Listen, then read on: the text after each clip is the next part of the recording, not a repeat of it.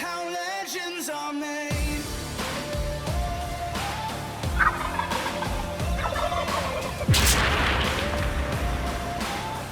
This is how legends are made.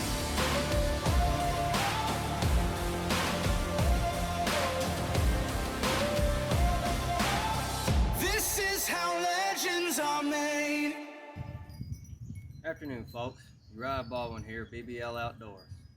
So what I've got laid out here today is I'm going to show you guys what I do when it comes to tanning a deer hide. What we're going to do is we're going to go through each item that I utilize, and then after that I'm going to show you step by step in small increments so I don't bore you to death on the fleshing process, the washing process, pasting it, what all is entailed with the ingredients. And I've been doing it long enough now that I kind of have an idea on what to put in. It's kind of like cooking. You just know how much to put in after you've done it so long. But FNT Trapping comes with a tanning kit, and inside you'll have tanning oil, you have tanning crystals, you utilize iodized salt, and you utilize all-purpose flour. It comes with a taunting tool for your hide, and inside is a manual that will tell you how many cups or ounces that you'll utilize of each product for specific different hides.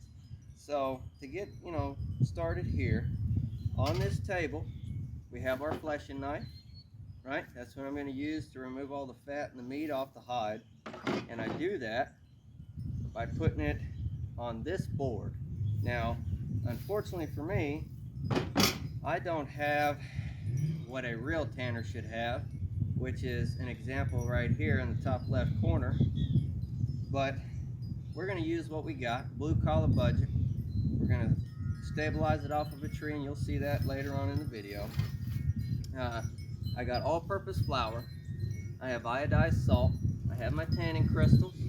So the salt, the tanning crystals, and the all-purpose flour, that'll be utilized for my paste after my flesh, and we'll get into that later. And then after a 24-hour wait, we'll utilize my oil. We'll get into that as well. And as I tack it up, I'll have a piece of plywood, obviously size of the hide, and I'll tack it up. I'll apply my paste, that 24-hour wait. I'll apply my oil, that 24-hour wait. You'll see all that.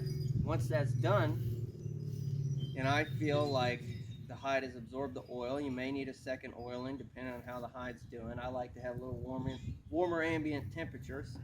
I have done it a lot in the winter time. Saddle soap.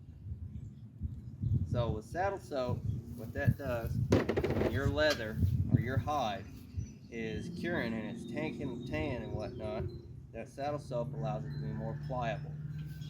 As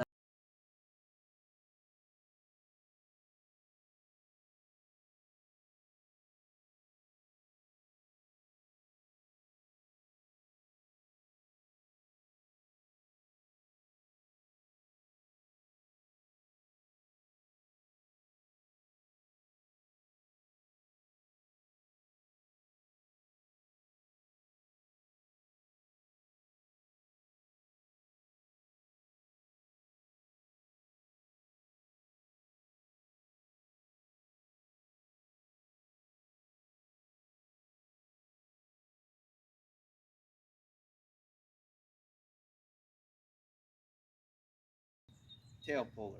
I've had this tail puller for 5 years, and it's still in great shape.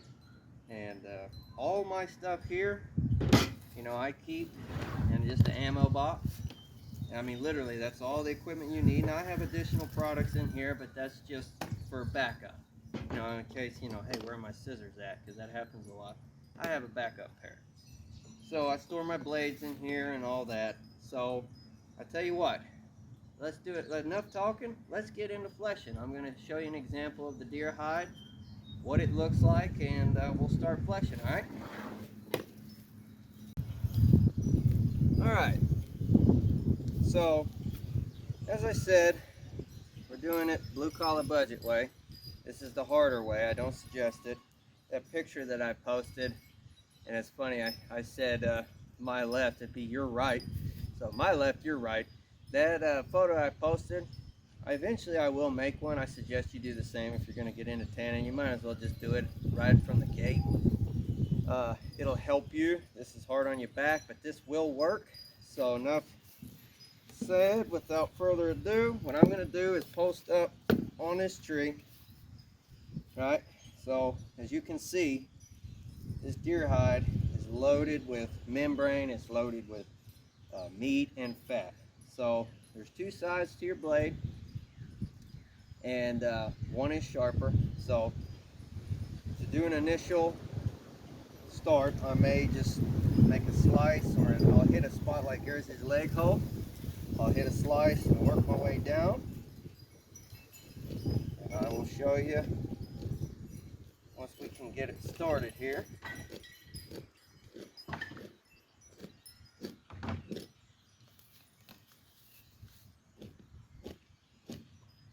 You just work that hide, get all that gunk off your blade.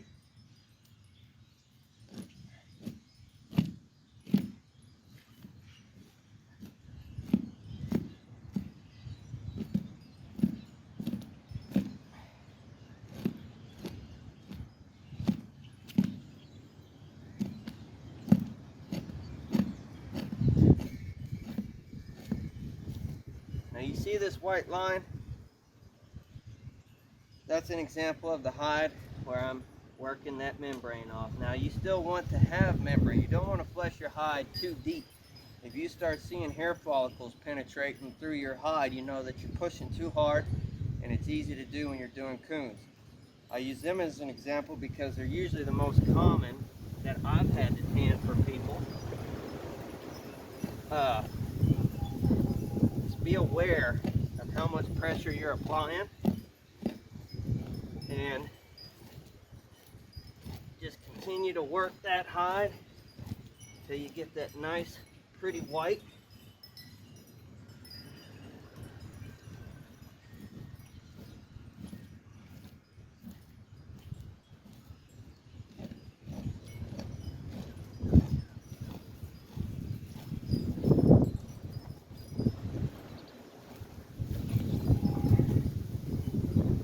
So when you get down, when you're doing it my way, just ride it up the board, continue to work down that hide.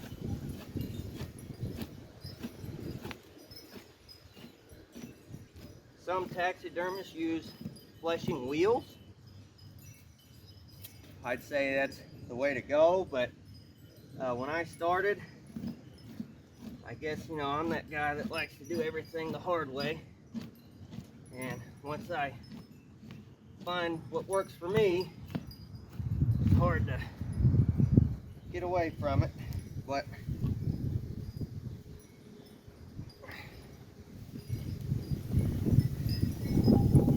I'm gonna finish this all the way down, and so I'm not boring you to death. What I want to show you is this is an example. You look here, see that white? That's what you're looking for. What you're scraping off, an example of this meat here, that membrane, it has to come off. Okay, so that's step one to fleshing.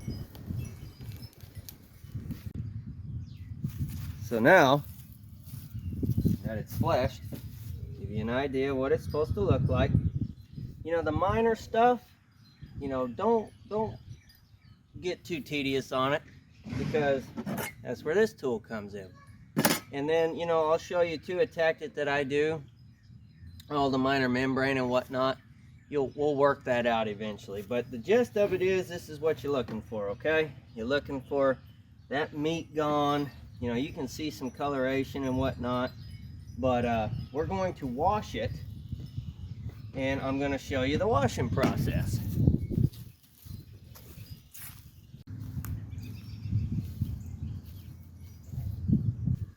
So the next thing I'm going to do is use the Dawn Ultra Platinum No. 4 Power. It's a great degreaser. In this trash can, I've just got regular water. I've got the hide already inside. I like to wash the hide side first, and then after I feel like that's good and clean, I'll sit there and I'll wash the first side, get all the blood and the gunk and anything like that out, which is a lot more common with like broadhead kills or upper calibers, 300 Win Mag, 7 Mag, stuff like that.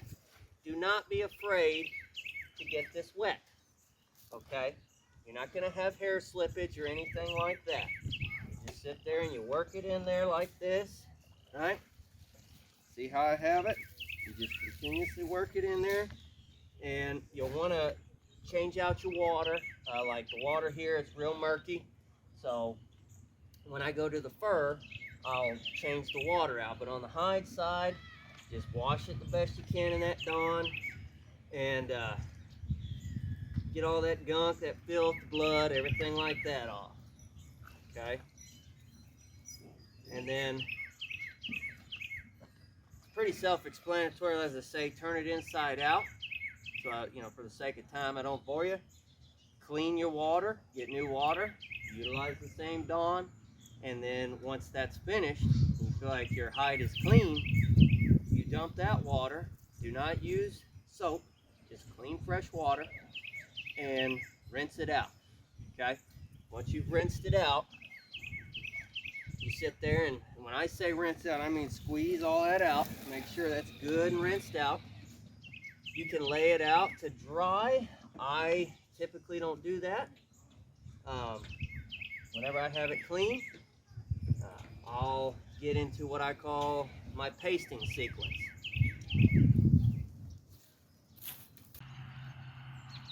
How y'all doing, folks? We're here at day 2.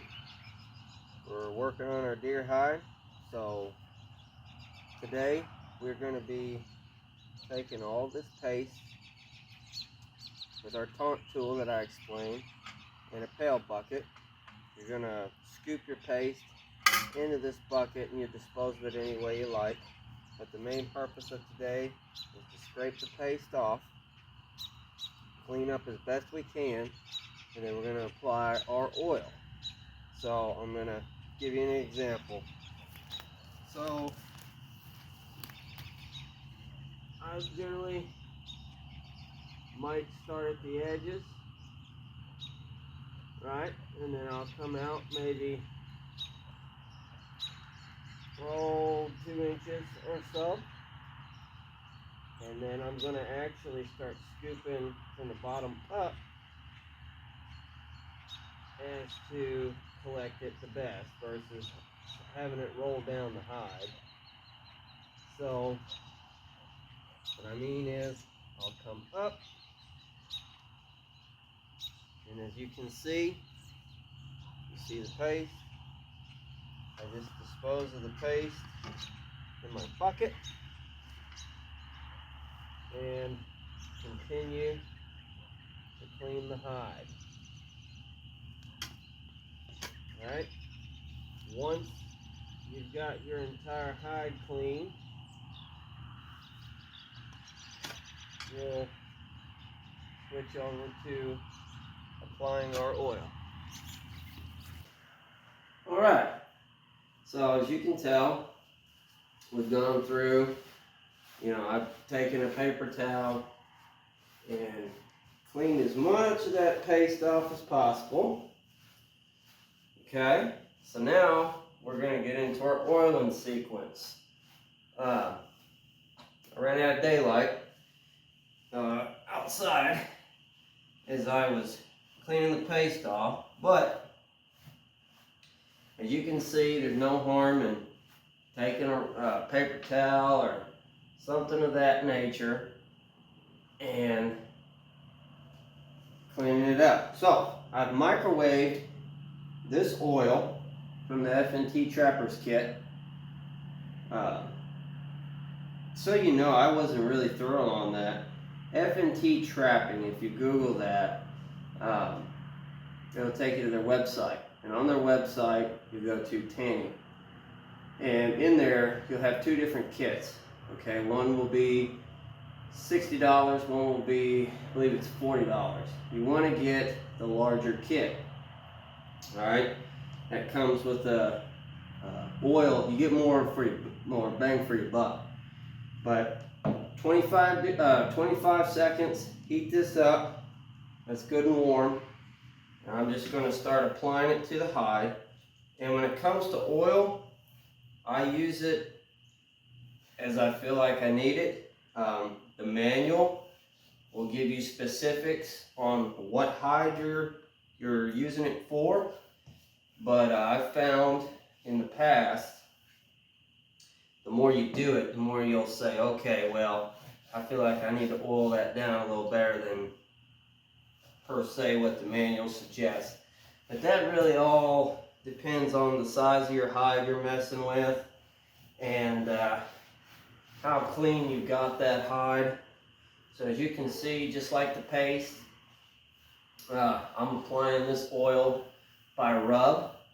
You want to make sure you rub that oil in real good. Probably be beneficial to use like a nylon glove or something like that. I've never had any damage to my hands without using a glove, you know, with the tanning oil, and it's never discolored my hand or anything like that. So I just use my hands, but I make sure that I rub in all that real estate, okay? All of it. Make sure you're hitting up all the edges, especially because your edges will roll on you. And when I say edges, I mean here, of course, they'll roll on you. And if you have one that you can't work, and it's not too bad, you know, you can trim that off. That is a option. But what I will do after today, I will let this sit with my oil for 24 hours. And then each day I spend about 30 minutes working the hide, and then you'll tack it back.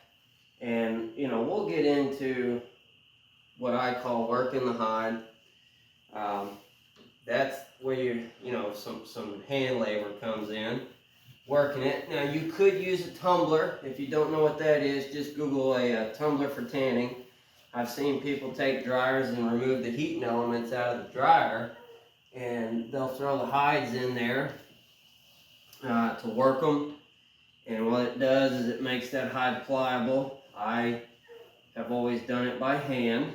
Not saying that it wouldn't be more beneficial to use the tumbler. I'm just, at this time, not set up for that. So, as you can see, as I've been gabbing to y'all, I'm just rubbing that oil in. Make sure you're very thorough, and you'll be able to feel, like, you know, some, you may say, well, how do I know if I'm really keeping up? You'll be able to know by feel. You'll feel somewhat of a grit in the hide, and that's when you know, okay, well, I haven't had any oil applied there. So when you get to a place like these sides, just make sure that you're very thorough there, and make sure that you're very thorough in the center, okay? Make sure you apply quite a bit in this center. So this is day 2. We cleaned the paste, and we applied our oil. So tomorrow we'll get back together, and we'll show you what it looks like after it's been oiled. Y'all stay. Alright, pretty simple. Just take your saddle soap, rub it into that hide, and then kind of work it in there. Spread it across all your real estate. Kind of rub it in there. You may need 2 cans of this to do a full deer hide, but for a coon or a coyote, fox, whatever, you only need 1 can. So what I'm trying to do is I'm just trying to soften it up to make it a little more pliable. Alright, so you see how much it wiped in there? And I just get in there, wipe it, and you continue to do that process till you're pleased with the pliability. So I hope everybody's enjoyed it. It's been pretty simple. It's just a lot of steps, but here we are with our finished product. And understand, this hide is tanned. You know, all I'm trying to do is trying to make it more pliable. Some people don't want a blanket tan. Some people want them somewhat hard that they can tack up on either like a rug or a piece of framed wood. That's acceptable as well. Just for me, I like to have them, if they're in a throw situation, more pliable. So I've enjoyed it. Apologize the video was as long as it was. It kind of was necessary for me to explain everything. But when your product is complete, you know, it'll have that nice finish white look to it. I'm gonna finish up on lathering this thing up with the saddle soap, and I've enjoyed being with you guys. We at BBL Outdoors, we appreciate you. And if you have any questions, feel free to send us a message. We'll answer everything we can. Stay tuned.